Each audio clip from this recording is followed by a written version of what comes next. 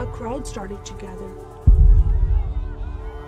The men were chanting in Arabic, Allahu Akbar, Allahu Akbar. And my father and I, as I was holding his hand, were pushed to the front of this crowd. In the center of this crowd was an Arabic woman, dressed just like this, and she was tied up and she was sitting on a box. Next to her was an Arabic man, and he did a traditional Islamic prayer on the floor. And he got up from the floor, and from his side, he pulled out this very long golden sword, and he beheaded the woman. My legs are shaking, and my heart is going fast. And my father said, if you don't listen to the teachings we're instilling in your life, this will happen to you one day.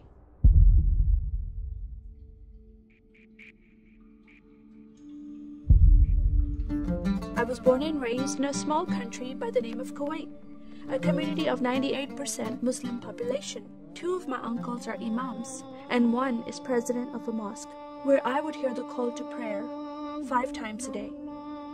As a Muslim, the word Yahudi, which means Jew, was instilled in me as a bad word, as a cuss word. Yahudis should not exist.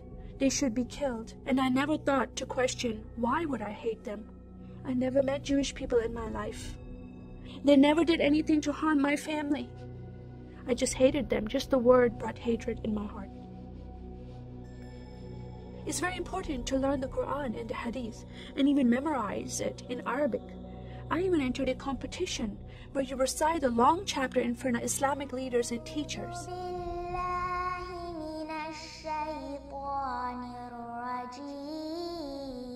And I came 2nd place. I thought I did a good job. But my father said, no, that's not good enough. Most of my life for me, it was alone, by myself, broken person, in need of love from my family, but I never received it from them. I tried to experience this love from Creator God, from Allah. In my prayer times, I lifted up my hands and I cried out to Allah for help. Please have my father stop beating my mother.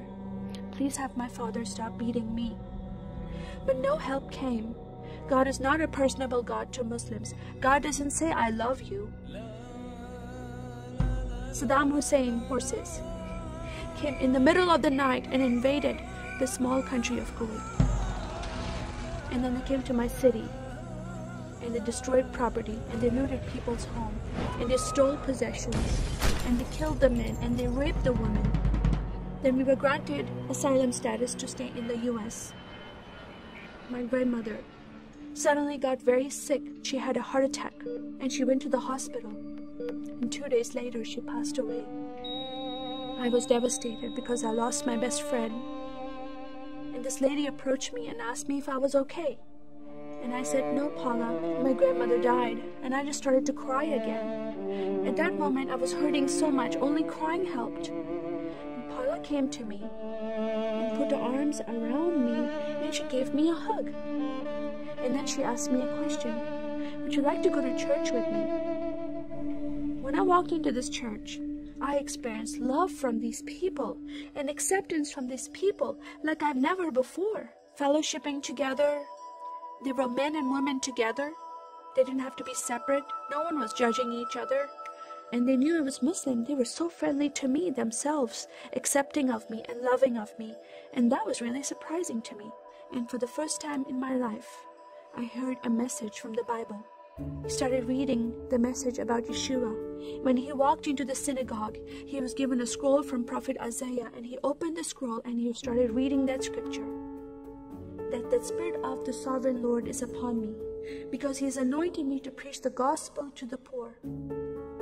He has sent me to heal the broken heart and to proclaim liberty to the captive and freedom of sight to those who are bound, to proclaim the year of the Lord's favor. First time I heard these words of freedom and healing and liberty.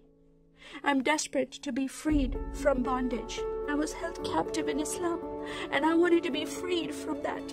I was blinded with so much hatred in my heart. The darkness broke from my eyes. The veil came off my heart.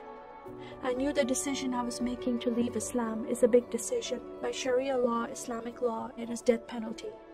But I'm desperate to know a living God. In that day, I gave my life to becoming a follower of Jesus.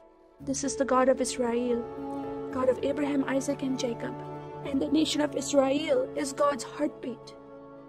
And I said, God, forgive me. I did not know I hated your people. I love the Jewish people because it's their God, their Messiah that I'm following, and He told me to love them. I never knew what happened to the 6 million Jews that died.